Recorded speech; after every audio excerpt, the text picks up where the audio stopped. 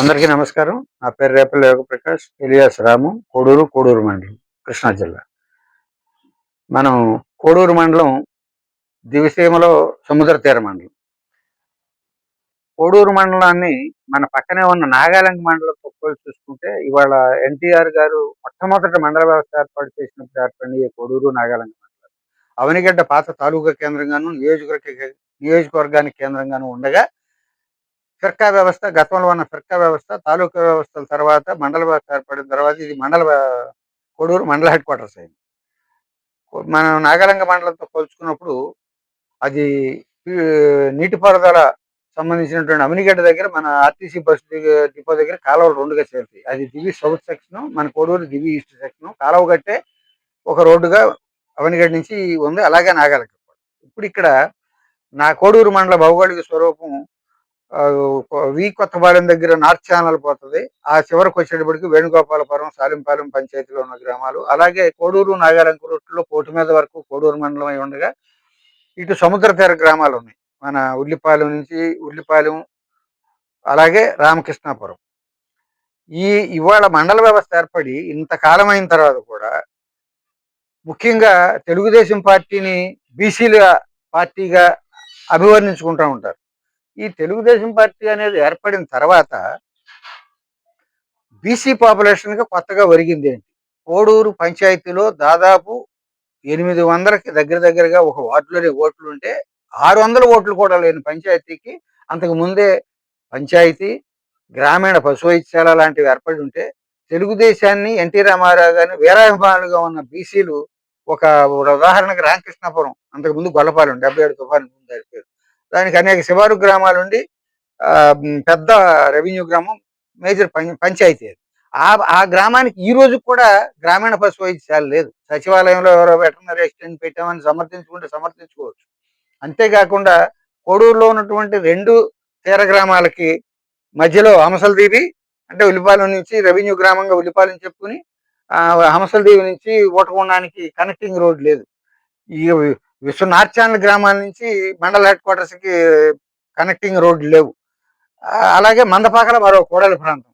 మనం Nagalanka మండలంతో పోల్చుకున్నప్పుడు బావదేవరపల్లిలో syndicate bank ఏర్పడి ఎన్నాళ్ళు అయింది.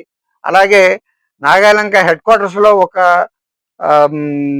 మన ఏమంటారు ఓటు మార్కెటింగ్ యార్డు, అలాగే ఏటిమొగలో ఒకటి ఉంది. మరి ఇక్కడ పరిస్థితి ఏంటి? కనీసం రోడ్లు లేవు. అలాగే సాగునీటి సరఫరాలో కూడా కోడూరుకు వచ్చేటప్పటికి తీర గ్రామాలకు సరిగ్గా నీరు అందదు. బస్సులు, ఆర్టీసీ బస్సులు చూసుకున్న అదే పరిస్థితి. లాంగ్ సర్వీసులన్నీ నాగాలంకనం జరుగుతాయి. వాళ్ళకున్నన్ని మనకు కావాలని తూకం వేసి మాట్లాడట్లేదు. అసలు ఇక్కడ మండలాన్ని అభివృద్ధి చేసుకోవాలనేటువంటి విషయంలో వెనకబడి మండలాన్ని నుంచి మన రాజకీయ పార్టీలని, నాయకుల్ని గెలిపించడానికి మాత్రం వాళ్ళకంటే ముందడుగులో మాత్రమే ఈ కోడూరు మండలంలో ఉంది. ఇది ఒక ఆనవాయితీగా వస్తా ఉంది. ఇక్కడి నుంచి కోడూరు మండలం ఉన్నటువంటి జనసేన నాయకత్వం ముందు మండల సమగ్రాభివృద్ధి మీద దృష్టి పెట్టండి. చంద్రబాబు ఏలుబడిలో పంట కాలువలని 300 మీటర్ల పొడుగున 3 మీటర్ల వెడల్పున పూడ్చి గోడలు కట్టారు. ఇది అమానుషమైన తీర గ్రామాలకి ద్రోహం చేసేటువంటి చర్య. సదరు దోష నివారణ కోసం ఆ తీర గ్రామాల వారికి నీటిపారుదలకు సంబంధించిన ఉన్నతమైనటువంటి పదవులు ఇచ్చారు. స్వర్గీయ మండలి వెంకటకృష్ణారావు గారి హయాంలో మనం ఇప్పుడు గుర్తు చేసుకుందాం.